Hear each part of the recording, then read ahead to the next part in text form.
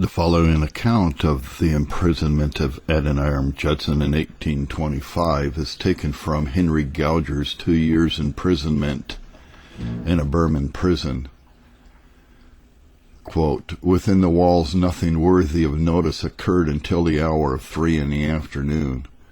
As this hour approached, we noticed that the talking and jesting of the community gradually died away. All seemed to be under the influence of some powerful restraint until that fatal hour was announced by the deep tones of a powerful gong suspended in the palace yard, and a death-like silence prevailed. If a word was spoken, it was in a whisper. It seemed as though even breathing were suspended under the control of a panic terror too deep for expression which pervaded every bosom. We did not long remain in ignorance of the cause. If any of the prisoners were to suffer death that day, the hour of 3 was that at which they were taken out for execution. The very manner of it was the acme of cold-blooded cruelty.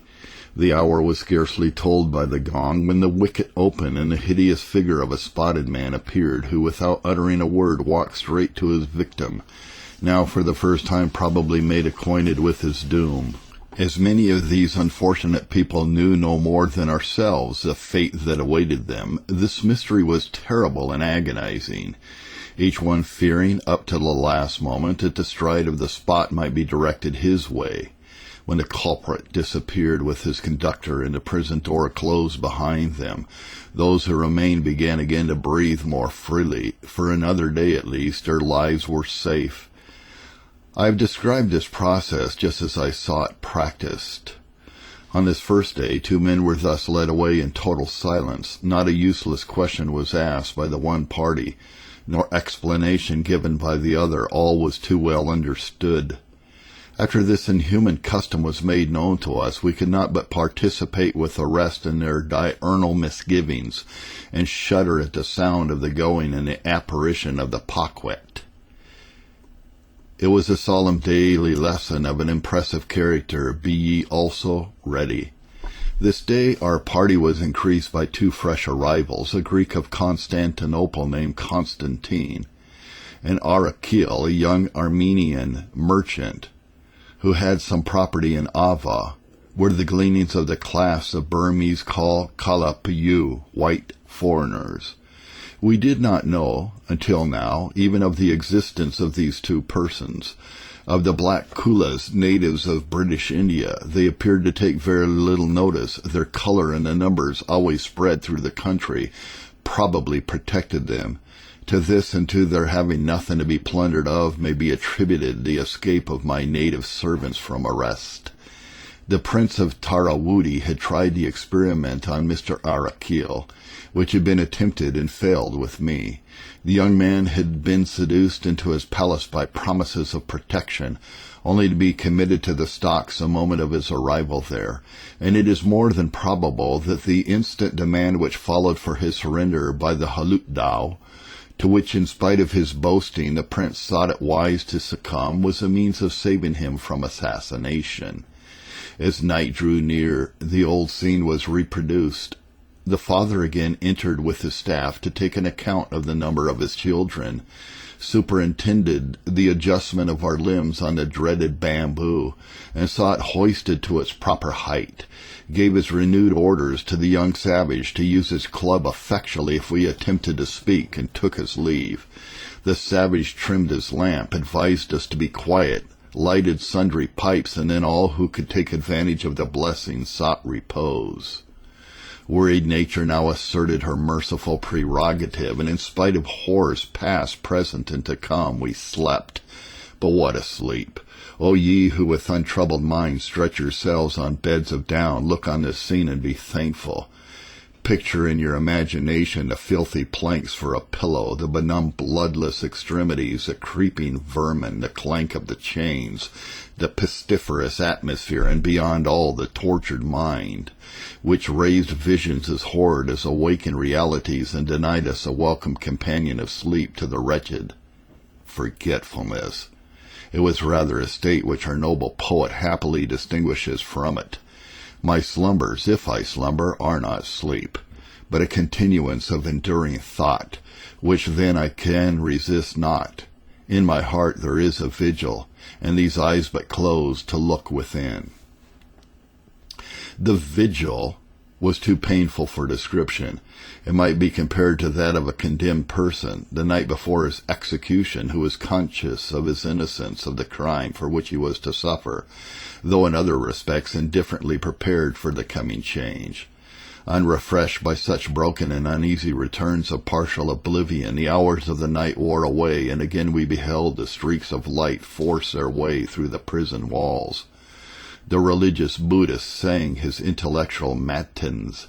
The father counted his sons and daughters, for there were some women among us in chains, and the prison woke again to life.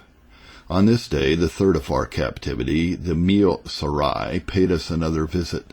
This time it was Dr. Judson's turn to make over his temporalities, a movement which he justly considered as a very sinister one, placing him as it did in the same category as myself, so far as the event foreboded evil. In rendering his account, he was again compelled to admit that he had been supplied by me with money. On this fact they seemed to found ridiculous assumptions of his guilt, perhaps because they could find no other. I may here remark that each morning the Mio Sarai returned to take information of the prisoner's goods and chattels, until all in their turn had been questioned. My two employees, Kewetni and Mirza, were removed from us this day, and we saw them no more. We surmised that these two men were arrested and allowed to remain a short time with us as spies on our secret conversation, and if such were the case, as is very likely, it was consolatory to reflect that not one word which we uttered could in any way tend to compromise us. My mind was at all events relieved from one source of discomfort by their release, seeing I was the innocent cause of their arrest. As the day advanced, the ominous gong in the palace gave out the hour of 3. I had lain all the morning in the expectation of the approach of the Paquette at that fatal hour, but I might have saved myself those harrowing thoughts, for the time passed and I was still in existence. A faint hope now arose that as the third day had gone I might be mistaken, and the course of events in the afternoon tended to confirm the hope that, at least for the present, my life was not in such imminent danger as my fears led me to believe. And if so, who could say that some favorable but unforeseen turn might not yet save me?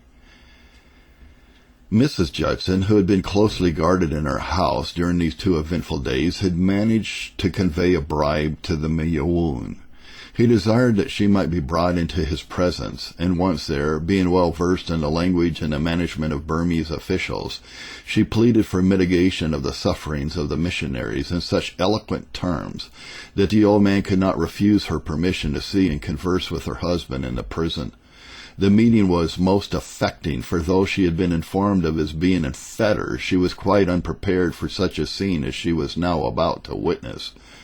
It so happened that at the moment of their interview outside the wicket door, I had to hobble to the spot to receive my daily bundle of provisions, and the heart-rending scene which I there beheld was one that it is impossible to forget. Poor Judson was fastidiously neat and cleanly in his person and apparel, just a man to depict the metamorphosis he had undergone in those 2 wretched days in his strongest contrast. When Mrs. Judson had parted from him, he was in the enjoyment of these personal comforts, whereas now none but an artist could describe his appearance. 2 nights of restless torture of body and anxiety of mind had imparted to his countenance a haggard and death-like expression, while it would be hardly decent to advert in more than general terms to his begrimed and impure exterior. No wonder his wretched wife, shocked at the change, hid her face in her hands, overwhelmed with grief, hardly daring to trust herself to look upon him. Perhaps the part I myself sustained in the picture may have helped to rivet it on my memory, for though more than 35 years have since passed away, it reverts to me with all the freshness of a scene of yesterday. Chains and felons are so inseparably connected in the imagination of an Englishman that he cannot look upon a man whose limbs are bound with the one without investing him with the character of the other. When first under restraint and in the stocks and the barracks of the Tang Da, my mind ran on something like roguery or petty larceny, but now my chains had raised me in my own imagination to the infamous dignity of felony. At this distance of time it causes a smile when I call to mind the shame I felt at first at being seen even among my abandoned associates, wearing a badge so degrading, and the foolish arts I used when let out in the morning to hide my chains from the inquisitive gaze of the passer-by, as he stood to watch her through the bars of the outer gate. When I saw what a loathsome figure my friend Judson presented, and looked at myself, I made my recognition of his wife as short as possible for very shame's sake, and shuffled back to my den. Had a stranger seen the group, his pity would hardly have restrained his laughter for the moment. But Mrs. Judson was not a person to waste her energies in useless grief. In addition to amiable manners and a benevolent disposition, this excellent lady was endowed with unwearied activity in ministering to the wants of those who needed her aid, and before night came on with its attendant horrors, the soothing effects of her diplomacy were felt by us all. The governor and the Spotted Brotherhood had been bribed to gain some relief for her husband, and a promise had been given that we should all follow her example according to our means, a promise which as yet we had the power to fulfill, as a flight of harpies had not yet alighted on our dwellings, nor swept away our subsistence. The effect of this was perceived in an instant. Our quarters were changed from the filthy corner to an open shed opposite to the prison door, where the inquisitor sat when questioning his culprits. This is a boon indeed which called forth our gratitude to our amiable negotiator. Irrespective of the freedom from the bamboo, the filth, and the vermin, we regarded it as an indication of our lives being safe for the moment, assuming that if we were doomed to immediate execution, this favor would not have been extended to us. In this we were mistaken, as we afterwards found. It was a fertile source of the standing revenue of the jail establishment, who sold this sort of favor to all who could pay for it. But at all events we had the consolation of thinking so. Heavily ironed as we were, a Paquette guard stationed at the entrance was considered sufficient for our security, and this arrangement gave us the unspeakable comfort of communing with each other on our sorrows for the first time without the fear of the savage and his club. We had also the luxury of water to cleanse our begrimed persons, which had been hitherto denied us. The next morning, however, disclosed to us that the alleviation we had purchased was not without its alloy. The horrors of the inner prison were of a different character, but barely less endurable than those of the yard outside. There we heard the cries of agony and saw the results. Here we had to witness their perpetration. What we gained in comfort to the body we lost in the constant disturbance of our peace and the violence done to our feelings. It is not my intention to make this narrative a chronicle of all the diabolical cruelties inflicted in this den of abominations, but the first specimen which greeted our eyes on the morrow may serve as a fair sample of the practices which it was our fate to behold almost daily. The routine was generally this. The magistrate takes his seat in front of the shed in which we occupy the background, as though the spot had been selected for our convenience as spectators to behold an amusing exhibition. A criminal is now summoned from the interior. He hobbles out and squats down in terror before the judge. The crime of which he is accused is stated to him. He denies it. He is urged by various motives to confess his guilt. Perhaps he knows that confession is only another word for execution. Therefore he still denies. The magistrate assumes an air of indignation at his obstinacy, and now begins the work of his tormentor, the man with the ringed cheek who had hitherto stood by waiting the word of command. He has many means at his disposal, but the one selected for the present instance was a short iron maul. It would simply excite disgust were I to enter into detail. Suffice it to say that after writhing and rolling on the ground and screaming with agony for nearly half an hour, the unfortunate wretch was assisted to his den, a mass of wounds and bruises pitiable to behold, leaving his judge not a whit the wiser. Shall I be credited when I say that in process of time such spectacles as these passed unheeded and almost unfelt, that the sufferings of our fellow creatures, which at first we shuddered at and almost fainted to behold, we lived to regard with unconcern? Strange and unnatural as it may at first appear, such nevertheless was a fact. And what makes this apathy more surprising is that we knew at the time the extreme probability of our being ourselves subjected to similar treatment. It is terrible to think on the force of habit. I do not mean to say that our reason was perverted or that we looked with complacency on such doings. Reason and religion taught us to hate and abhor them. But the finer feelings and sympathies of our nature were so continually and violently outraged that in time they became in a great degree unimpressible and callous. This force of habit appears to be a law of nature, often even making that attractive which was at first repulsive. But happily it is powerful for good as well as for evil, or I fear we ran the risk of becoming very unsympathizing members of society during the rest of our lives. At any rate, it was a merciful law for us, for had our sensibilities remained acute, we must have been driven mad. Chapter 17. We are shut up in the inner prison again. Our property is seized. Impure state of the inner prison. On the evening of the third day of our incarceration, we were removed to the more comfortable shed I have alluded to. Here we were allowed to remain 3 or 4 days without further molestation than that described, waiting in torturing suspense the first news of the war from Rangoon. As so many days had rolled on and our lives were still preserved, it was clear we had passed through one crisis in safety, the one we had most dreaded, and that our fate now depended on the course events might take at Rangoon. We knew better than our tormentors what that course must be when civilized man was matched against a barbarian, discipline and steady bravery against a tumultuary army, and the fitful ebullition of savage fury. What we now feared was the anger of the king on the overthrow of all his sanguine hopes of conquest. We could but wait the result in patience and encourage ourselves in the protection of the Almighty.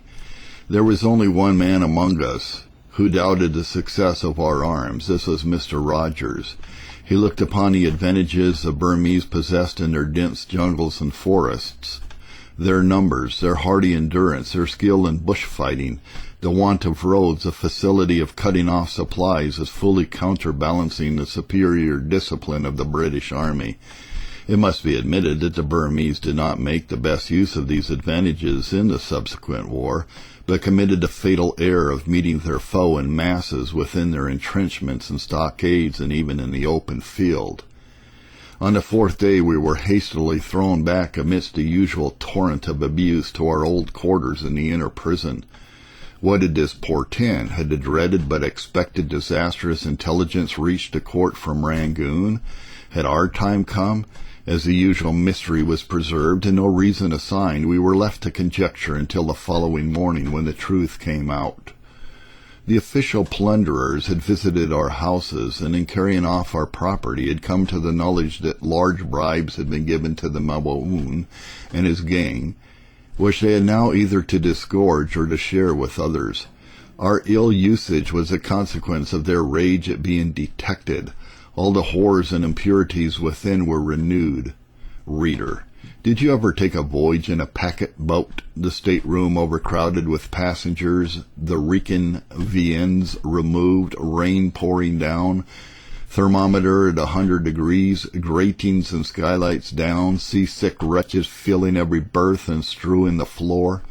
Ascend to the upper deck, breathe for a while the pure breezes of heaven, then try to re-enter the fetid cabin, and you will have some idea, a faint one it is true, but the nearest approach I can call to mind of the permanent atmosphere of the Let Mayun. While outside in the shed we each obtained the luxury of a pillow to rest our heads on, and we found it so comfortable that by an effort we carried them inside with us, but alas, no comfort there. We were obliged to rest contented with the planks of the floor for the living reasons before assigned. Perhaps the most ridiculous sight in the prison was our little white pillows glittering like so many stars in a firmament of unspeakable dinginess. The wretched criminals persisted in cherishing their long hair even in the desperate plight. It was an intolerable nuisance to their neighbors, and we set them a wholesome example by clipping ourselves quite bald with a pair of scissors, lent us by Papa, almost the only favor he ever did us, but the ruse did not take. They were not to be so easily entrapped into losing the glory of their crowns, and our attempt at salubrity only made us the laughing stock of the whole community. Hitherto we had not been able to effect a complete change of our raiment, much as we stood in need of it. There was a difficulty in the way which we knew not how to overcome. The shirt we did manage, but how were we to divest ourselves of our nether habiliments? The problem was this: with 3 rings on each ankle, and each pair of rings united by a short chain, how to take off a pair of trousers without tearing or cutting them. We thought it over and gave it up in despair, and were about to tear the subject of the problem into shreds from our bodies, when the knowing Paquette solved the difficulty. The rogue must have had some trouser-wearing animal in his clutches before. He showed us that it was not the impossibility we suppose, and the wonder is that we did not discover it without his assistance. As the discovery is not likely to be generally useful in this happy country, I leave the modus operandi as a riddle for the ingenuity of the reader. While we were in the shed, the work of confiscation went forward at our houses. Everything of value was taken away except some wearing apparel which the entreaties of our servants induced these plunderings to leave, and this was not much objected to, seeing it formed but an insignificant part of the general stock, and from its foreign fashion was useless to them. We had now no more than the means of bribery, beyond the value of a few pence now and then to avert the tyranny of our jailers, supplied by our servants from what they had been able to hide before the plunderers visited the house. I must not omit to state that when it was found we had really no more to give, we were released from the infliction of the bamboo, and were removed from the dark corner to enjoy our fair share of the comforts of the prison in common with the rest of the convicts. An exact spot was assigned to each person from which we were not allowed to move. That dark corner and the bamboo constituted the inaugurative ordeal of those who were supposed to have money at command. After passing a few days of suspense in the inner prison, the booming of a gun from the riverside announced that news had at length arrived from the seat of war. In order that no time might be lost in conveying the intelligence to the palace, a royal command had been issued that whenever a battle had been fought, the war boat which brought the news should fire a signal gun if a victory had been gained, 2 guns if decisive, and the invading army had been driven back into the sea, 3 guns. This plan was so far useful to us as it gave us some vague idea of the news in the prison as soon as they had it in the palace. On the present occasion but 1 gun was heard, and the rumor soon gained ground that the British troops leaving their lines had carried some stockades with a bayonet, killing several hundreds of their defenders within. The gloomy countenances of the ring men silently confirmed the truth of the report. It was now to be seen how the news of disaster would operate on our fate. The moment was an anxious one, but the crisis passed, and we had cause for thanksgiving.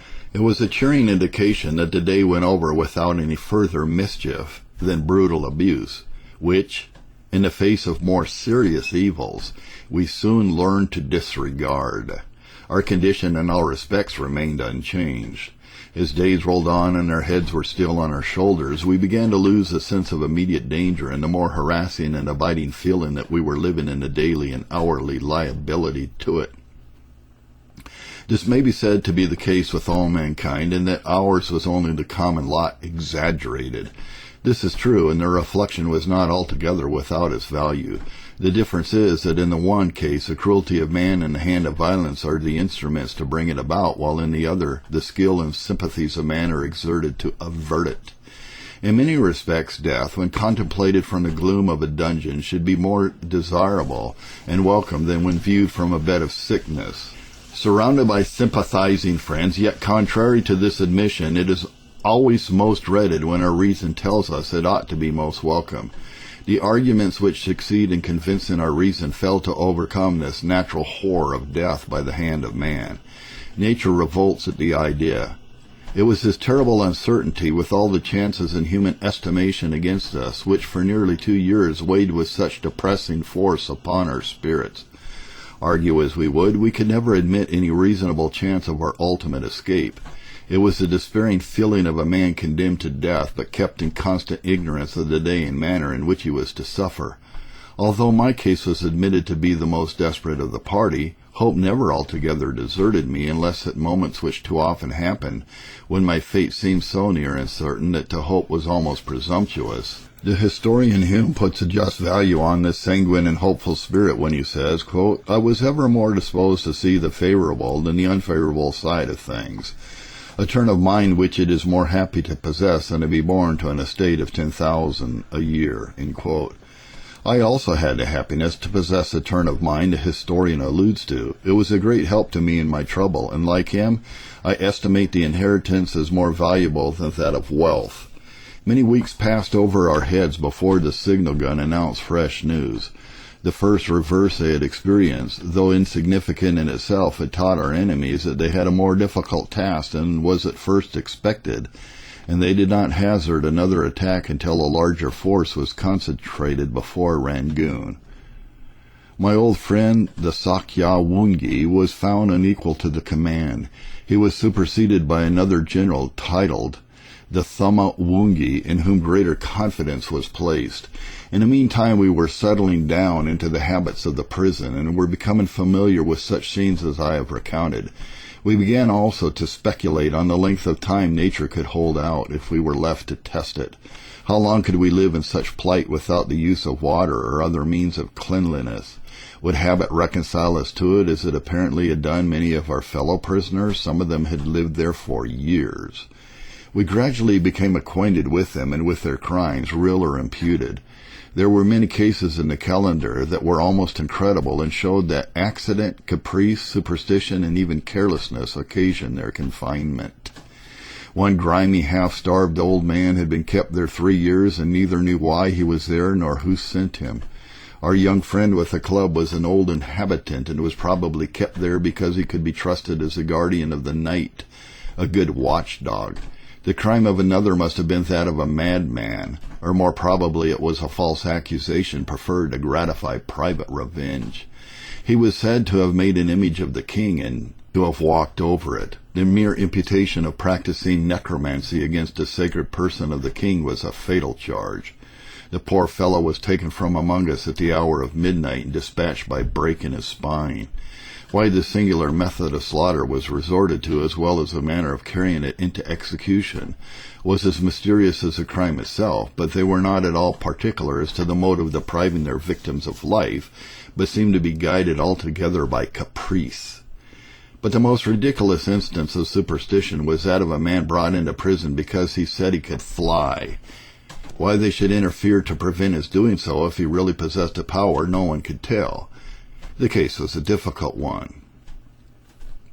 Father Moonglaw was responsible for his safe custody, and was in terror lest a bird should take wing in the course of the night. The sagacious old man thought it was possible he might be able to fly out of one sort of fastening, but not out of another, so he wisely determined to take every kind of security his wits could invent. The man was first put in 3 pairs of irons. The jaws of the central alligator then snapped upon his ankles, holding them tight. His wrists were bound together with a long rope tied to one of the rafters of the roof of the building. His long hair was twisted into braids, and each braid fastened separately to the floor. Another rope was tied around his waist and confined it to the floor also.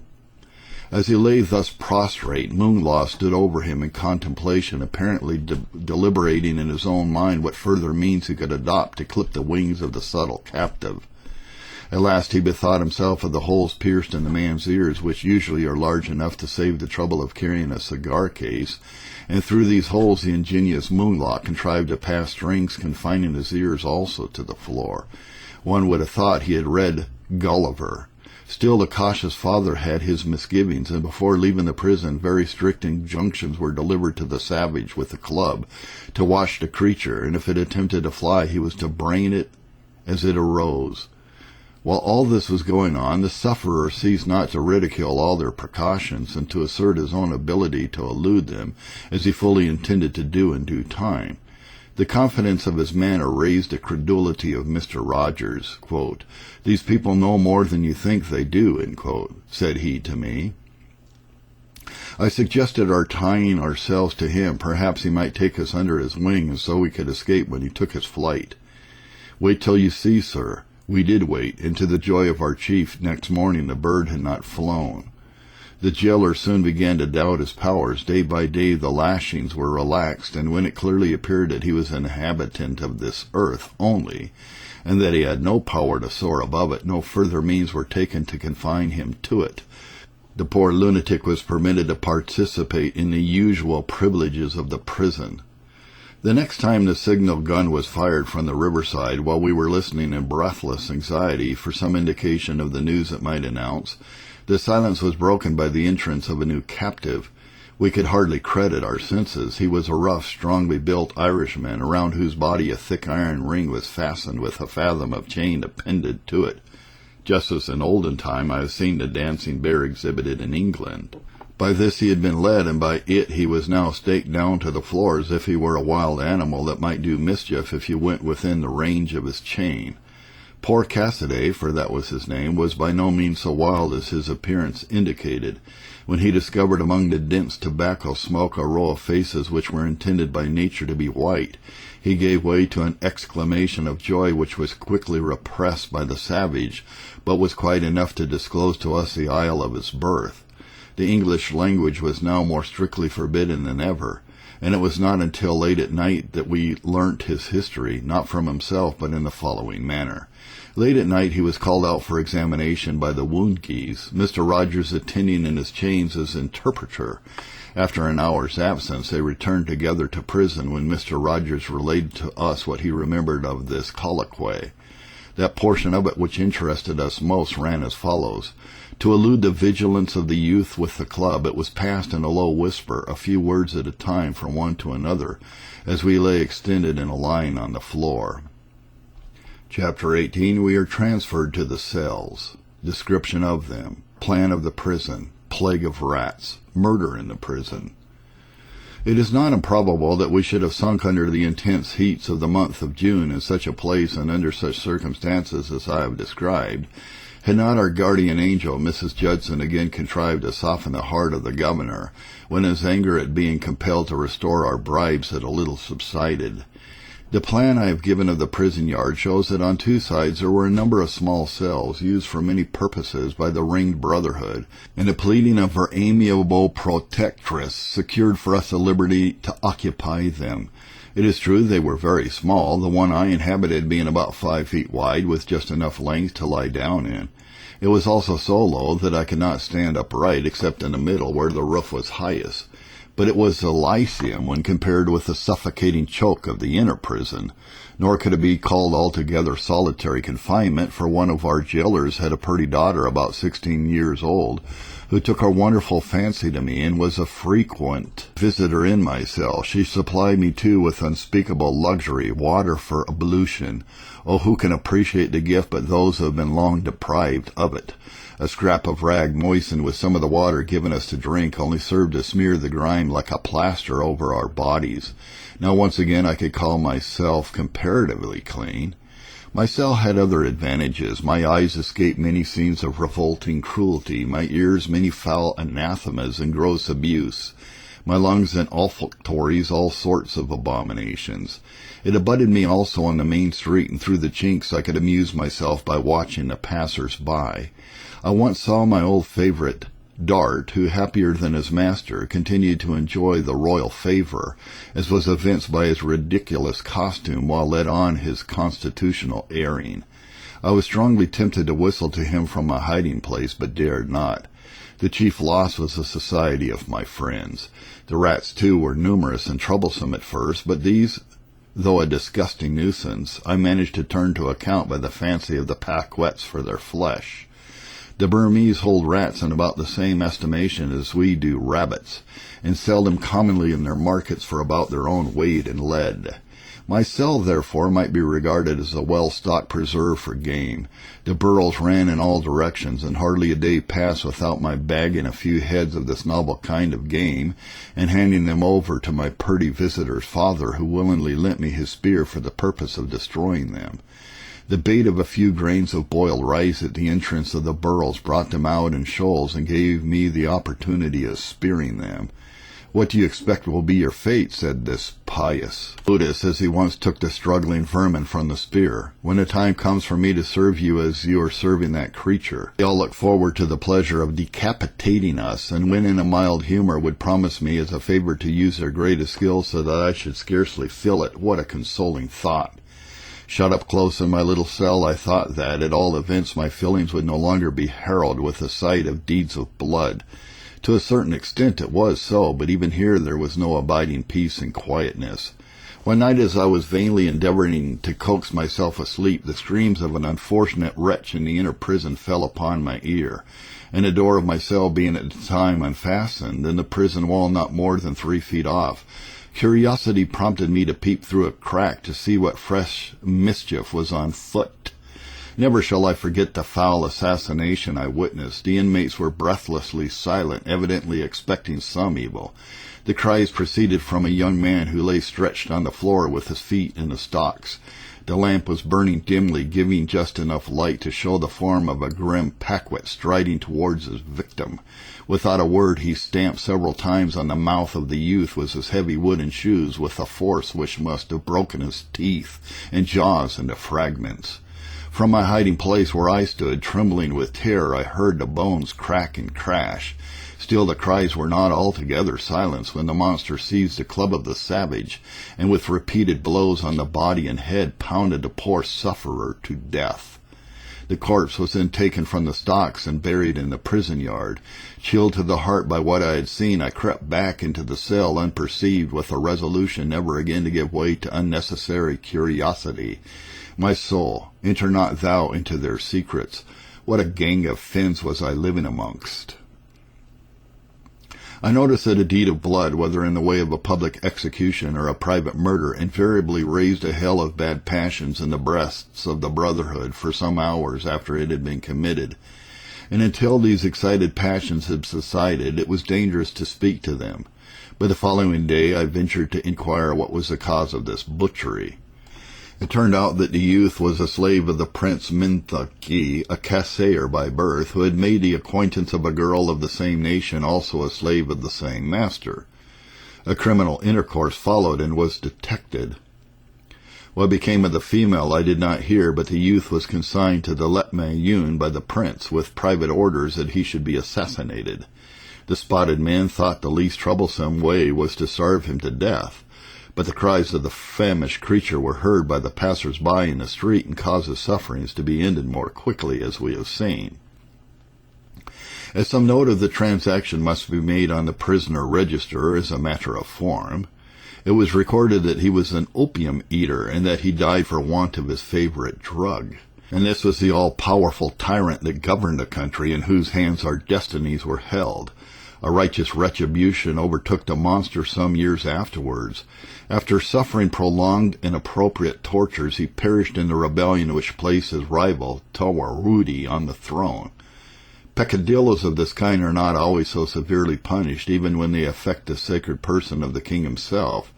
A son of my old acquaintance, Miadai Mingi, had been guilty of a folly of the kind, wherein a young lady in the palace of the class of Minthami was involved. The sovereign was merciful. The lady's beauty was marred by the tattooing of her face, and Lothario was banished to Mangug to work as a charcoal burner in the forest with a heavy timber frill strongly clamped around his neck. I saw him take his departure looking very foolish, but I heard afterwards that he succeeded in captivating the heart of the daughter of the governor of Mangug, through whose influence he was eventually pardoned.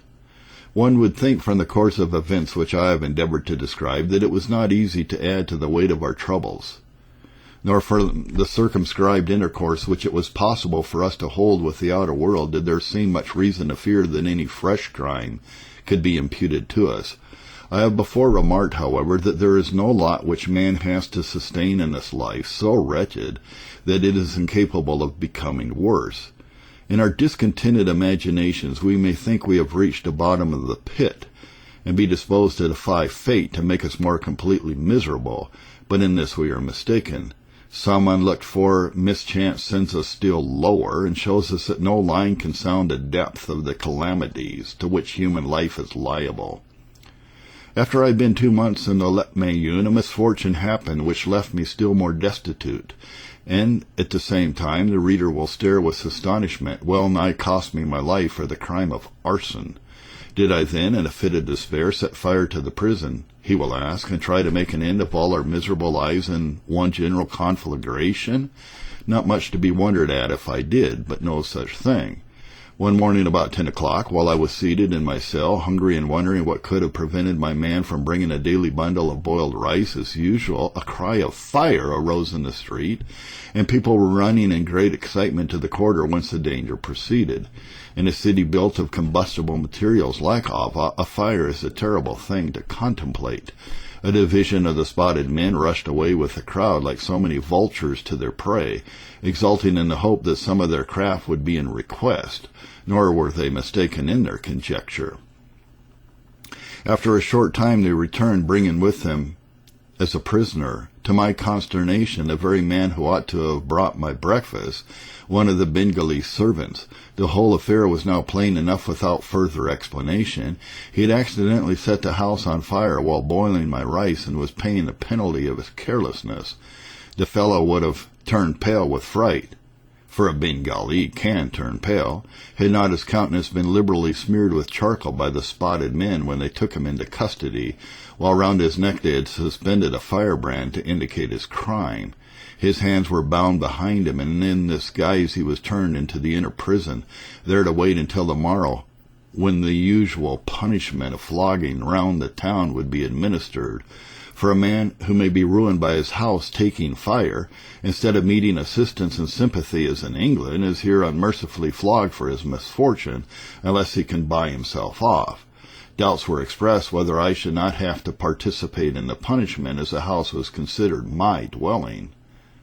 When the news of the fire reached the palace, and it was known that it originated at my house, enemies were not wanting to throw the crime on me. The king was made to believe that the traitor spy had, by his emissaries, attempted to burn the town, and it was not to be wondered at, blackened as my character already was, if the excitable nature of the king led him to credit it. While the question was being debated, and while the king was working himself into one of his insane fits, and on the point of issuing the ultima ratio of despots, one of those trifling but decisive incidents happened which so often intervened opportunely to save my life. Mr. Lanciago entered the palace and gave the king a correct version of the affair. When, at a later period, this gentleman fell into the same condemnation as ourselves and joined our party, he told me that his opportune arrival saved me, that His Majesty was fast rising into his accustomed frenzy at the instigation of those around him, and that a delay of a few minutes would most likely have sealed my fate. Nor did this providential escape stand alone. Another still more marvelous stands connected with that fire and deserves to be recorded. In happier times it was my custom to keep a journal, for in a country so little known scarcely a day passed without some interesting matter occurring to commit to my diary. As politics became complicated and dangers began to appear, it may be supposed that remarks on passing affairs and on the government would creep into it, even if I had used greater precautions than I was wont to do. Common sense told me that it was a dangerous book to possess in troublous times like the present. So not without some regret, I ordered its destruction while I was a prisoner in the barracks of the Tang Dao. The man to whom this duty was committed, knowing the value I put upon the book, instead of obeying my instructions, dug a hole in the ground under the house, and hid it there in a small box, hoping that if happier times came, I should be pleased at recovering it. Now comes the marvelous part of the story. What could have influenced me to inquire a few days before the fire broke out whether the book had been destroyed as I had desired? What but the guiding hand of God's providence, which in 1,000 different ways, unseen and unnoticed by us, is constantly maintaining man's life by averting hidden perils? His will was that I should not perish, and that, this being so, little did it matter whether we dwelt in the midst of alarms or whether we were living in seeming security in a peaceful home. The fact is, we are so completely influenced by outward circumstances and appearances that we are apt to forget this and to lose our confidence until the truth is again brought home to our minds by some such incident as the one I am narrating. Influenced by a higher power, I did make the inquiry about this book, and finding my order had not been obeyed, I repeated it, and the journal was dug up and destroyed just in time. It is common with the Burmese, when a house is destroyed by fire, to dig up its site to search for valuables, and in this case, where booty was probable, the plunderers did not fail to follow out the practice with more than usual care. Now suppose for a moment the diggers had discovered a small box concealed underground, the box to contain a book written in the English language, which book, on being translated, is found to be full of strictures on the characters of the king and his nobles, and on the acts of their government. Yet all this must have happened but for the inquiry being made just at the time it was. I did indeed tremble when I heard of the search that had been made, and thought of what must have followed. The loss of this journal was a misfortune to me. Had it been preserved, the book which I am writing would have been better worth the reader's perusal. I have heard men whose opinions on most subjects I should willingly adopt object to our appropriating to ourselves the special interferences of God's providence in our favor, what they look upon as the ordinary accidents and occurrences of life, instead of dogmatizing on a subject which is from its nature incomprehensible to us. We ought, they say, to rest satisfied in the general conviction that the Judge of all the earth must do right. Besides, if we are justified in appropriating these special interferences with gratitude by a parity of reasoning, adverse dispensations would tend to encourage feelings of an opposite character, which we all acknowledge to be sinful and repulsive, not only to our ideas of virtue and morality, but to our very nature.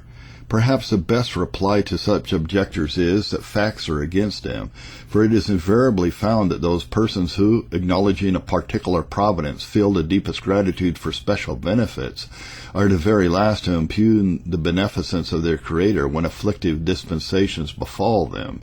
For my own part, I feel that in such instances as I have narrated, and many that will follow, there is no reason why my heart should not be as grateful as if I beheld with my own eyes the hand that delivered me. Chapter 19. My utter destitution. My life was thus saved, but how was it to be sustained? Hitherto my people had been able to pay the expense of supporting me from what they had managed to secrete before the confiscators visited my house. All they had was now gone, as well as a few clothes, which enabled them now and then to give me a clean sheet. Nothing was left but the clothing I then wore. After the shirt and trousers had rotted off in shreds, a native waistcloth constituted the whole of my wardrobe. Seeing the state of utter destitution that had befallen me, all my servants forsook me and fled, except my Mohammedan baker, a bright example of attachment and fidelity, who at this time, seeing his master deserted and in danger of starvation, set to work industriously at his calling, and supported me from the profits of his labor. He baked hard biscuits, a sort of food much sought after by the Burmese troops departing for the war, from its keeping quality, and from its requiring no cooking. For these he had a ready sale, with sufficient profit to support us both. For more than a year and a half this faithful fellow never allowed me to pass more than a single day without food of some sort, and that exception of one day arose from an impossibility to convey it. Nor did he cease to minister to my wants until we both together rejoiced in our freedom. For fear I should forget it, let me here record that when my friends in Calcutta heard the story from me, knowing that having lost everything it was out of my power to reward these faithful services, they made up for him a purse of 1,000 rupees as an acknowledgment of his devotion, on the strength of which the foolish fellow got married, and spent every farthing of it, in the usual extravagance on such occasions. Time rolled on with little more than the ordinary disgusting detail of the prison, such as I have attempted to describe, until the middle of July, when the report of the signal gun again aroused our curiosity and alarm. Still it was but one gun announcing a battle, but no more. Within an hour the lowering countenances of our keepers told them that some disaster had befallen the Burmese arms. This time the defeat was more severe and decisive. The Thunba Woon-gi had been attacked in his stockades, his whole force dispersed, with the loss of 1,000 men, killed among whom was Wong-gi himself, who was slain, bravely defending his position to the last. The governor wreaked his vengeance on us. We were all hustled again from our cells into the inner prison to await any fresh orders that might be issued from the palace. A merciful providence again averted the danger. For a few days, probably a week, we were kept in the old den of corruption, when time, as before, softened down asperities. The rage of the governor and of our keepers began to evaporate, and a little renewed coaxing, backed by such insignificant bribes as our people could yet afford to pay, regained for us the favor of the cells in which we were once more installed, and my war of extermination against the rats recommenced. While we were passing this week in the inner prison, a frightful event took place which threatened the immediate destruction of the whole community. Indeed, it is wonderful that the instinct of self-preservation did not deter our parent of the prison from executing his order. A woman was brought in covered with the pustules of the smallpox. Our doctor looked aghast, and so did we all, as well we might. It was a case quite beyond his treatment, though it is strange the versatile doctor did not undertake the cure. Even the Burmese prisoners themselves expressed their astonishment, but remonstrance was useless. The jailers, however, showed a little common sense by placing the unfortunate creature in a clear spot by herself, to avoid contact with the other inmates of the prison, with delicate threats of punishment if she moved from it. We never heard what induced this barbarity, but she was most likely suffering for the misconduct of some relative in the war, and the authority who sent her there could not have been aware of the disease, for she had not been among us more than 24 hours when she was again taken away. But by what means was infection averted? Inoculation or vaccination was unknown. Here were about 50 persons living in the same confined room without ventilation, and yet not one of them took the disease. The fact seems almost miraculous, and I should have doubted the nature of the malady had it not been acknowledged and dreaded by everyone, the natives as well as ourselves. I can only account for our immunity by the free use of tobacco. What a luxury as well as safeguard in this pest house was tobacco. Everyone smoked it. It was so cheap as to be within the reach of all, for if anyone was so absolutely destitute as to be unable to procure it, he was liberally supplied by his neighbors. There is hardly a person in the kingdom who does not smoke.